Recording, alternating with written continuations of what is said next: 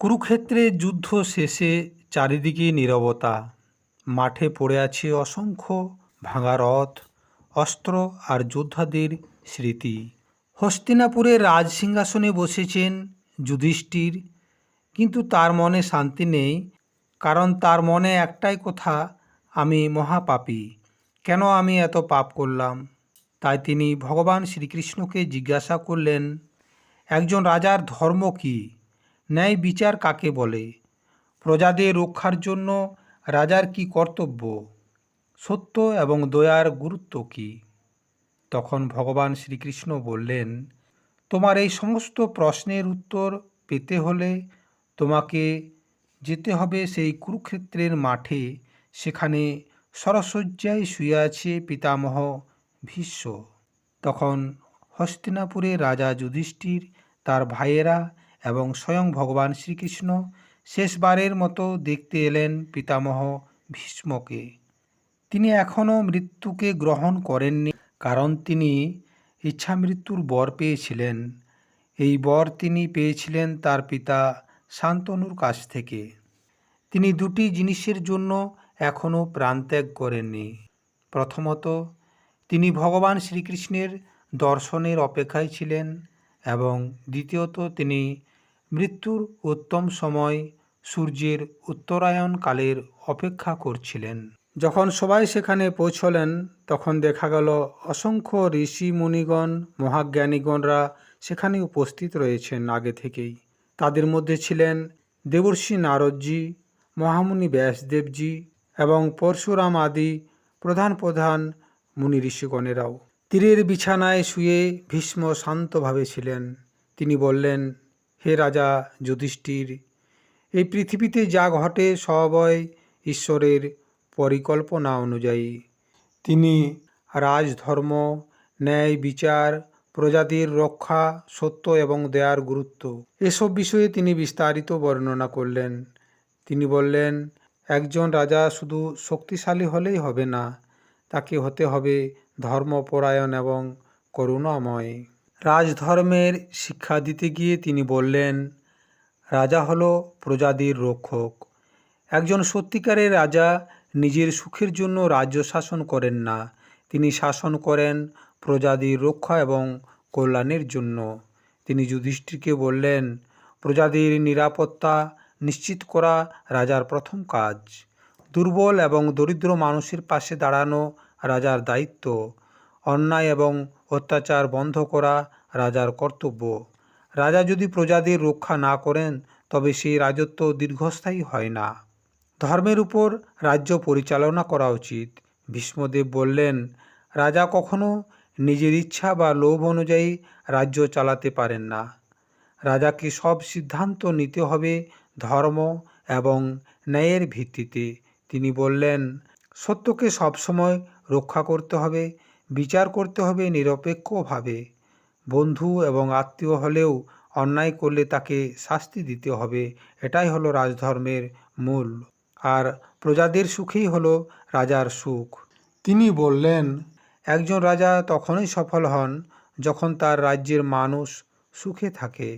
তিনি বলেছিলেন, প্রজারা যদি শান্তিতে থাকে তাহলে রাজ্য সমৃদ্ধ হয়। রাজা যদি শুধু নিজের বিলাসিতা নিয়ে ব্যস্ত থাকে তাহলে রাজ্য ধ্বংসের পথে চলে যায়। করুণা এবং দয়ার গুণ বিষয়ে ভীষ্মদেব বললেন, একজন রাজা শক্তিশালী হবেন, কিন্তু একই সাথে করুণাময়ও হতে হবে। রাজার গুণগুলো হওয়া উচিত হলো দয়া, ক্ষমা, সততা এবং ধৈর্য। কঠোর শাস্তি দেওয়া দরকার হলে দিতে হবে, কিন্তু সেটা হবে ন্যায়ের জন্য, প্রতিশোধের জন্য নয়। তিনি জ্ঞানী মানুষদের পরামর্শ নেওয়ার জন্য বললেন। তিনি বললেন, রাজা সব কিছু নিজে জানেন না, তাই তাকে সবসময় ঋষি, মুনি এবং জ্ঞানীজনদের পরামর্শ নিতে হবে। সেই সময়ে যেমন ছিলেন মহামুনি ব্যাসদেব, দেবর্ষি নারদজি, এদের মতো জ্ঞানীদের উপদেশ অনুসরণ করলে রাজা ভুল পথ থেকে বেঁচে যেতে পারেন। লোভ এবং অহংকার থেকে দূরে থাকতে হবে। ভীষ্মদেব সতর্ক করে দিলেন। তিনি বললেন, লোভ, অহংকার এবং ক্ষমতার গর্ব রাজাকে ধ্বংস করে দেয়। রাজা যদি অহংকারের মধ্যে অন্ধকারে চলে যায় তাহলে প্রজারা কষ্ট পায় এবং রাজ্যের পতন অবশ্যই ঘটে। তিনি ঈশ্বরের উপর ভরসা বিষয়ে বললেন, রাজা যতই শক্তিশালী হোক শেষ পর্যন্ত সব কিছু ঈশ্বরের ইচ্ছায় ঘটে। তাই রাজাকে সবসময় স্মরণ করতে হবে ভগবান শ্রীকৃষ্ণকে এবং তার আশ্রয়ের মধ্যে থাকতে হবে। একজন রাজার আদর্শ গুণ হল প্রজাদের রক্ষা করা, ধর্ম এবং ন্যায়কে মেনে চলা, করুণা এবং দয়া রাখা, জ্ঞানীদের পরামর্শ নেওয়া, লোভ এবং অহংকারকে ত্যাগ করা, ঈশ্বরের উপর ভরসা রাখা। একজন রাজার বিচার বিষয়ে তিনি বললেন, একজন রাজার সবথেকে বড় গুণ হল নিরপেক্ষতা। বিচারের সময় রাজা কাউকে আত্মীয়, বন্ধু, ধনী বা ক্ষমতাবান হিসাবে হিসাব করেন না। সবার জন্য তার একই নিয়ম প্রযোজ্য হয়। যদি রাজা পক্ষপাত করেন তাহলে প্রজাদের মধ্যে সেই রাজার প্রতি অবিশ্বাস উৎপন্ন হয়। তিনি সত্যের সন্ধান করার বিষয়ে বললেন, কোনো বিচার করার আগে রাজাকে অবশ্যই সত্যের সন্ধান করতে হবে। তিনি বললেন, সাক্ষীদের কথা শুনতে হবে, ঘটনাটি ভালোভাবে তদন্ত করতে হবে এবং উভয় পক্ষেরই বক্তব্যটি শুনতে হবে। তারপর সঠিক সিদ্ধান্ত নিতে হবে। তাছাড়া ভুল বিচার হতে পারে। একজন অপরাধীর অপরাধ অনুযায়ী শাস্তি দিতে হবে। ছোট অপরাধের জন্য ছোট শাস্তি, বড় অপরাধের জন্য বড় শাস্তি। অতিরিক্ত কঠোরতা যেমন অন্যায়, তেমনি অতিরিক্ত কোমলতাও হলো অন্যায়। ন্যায় বিচার মানে সঠিক ভারসাম্য। ন্যায় বিচারের মূল উদ্দেশ্য হল দুর্বল এবং নিরপরাধ মানুষদেরকে সুরক্ষা প্রদান করা। যদি ধনী বা শক্তিশালী ব্যক্তি অন্যায় করে এবং রাজা তাকে যদি রক্ষা করেন তাহলে সমাজে অন্যায় বেড়ে যেতে পারে। তাই রাজাকে সব সময় দুর্বলদের পাশে দাঁড়াতে হবে।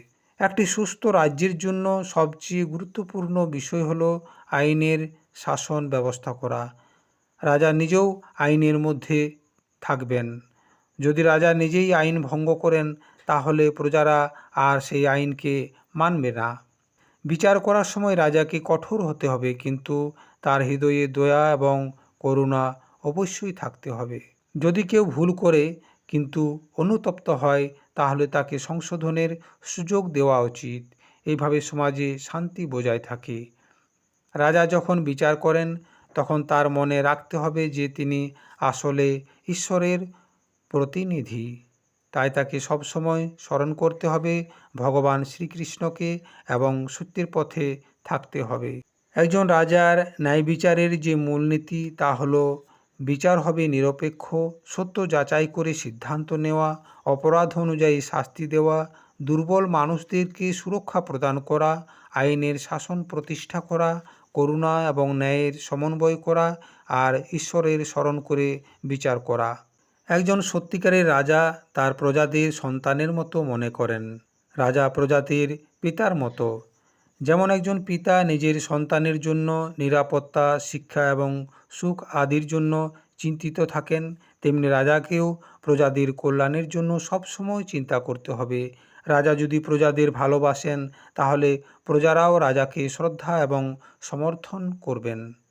রাজ্যের ভেতরে যেন কোনো ধরনের ডাকাতি, অত্যাচার, অন্যায় না ঘটে তা নিশ্চিত করার জন্য হলো রাজার দায়িত্ব। তিনি বলেন, যদি প্রজারা ভয়ে এবং আতঙ্কে বাস করে তাহলে সেই রাজাকে সফল রাজা কখনোই বলা যায় না। একজন রাজাকে দুর্বল এবং অসহায় মানুষদের পাশে সবসময় থাকতে হবে।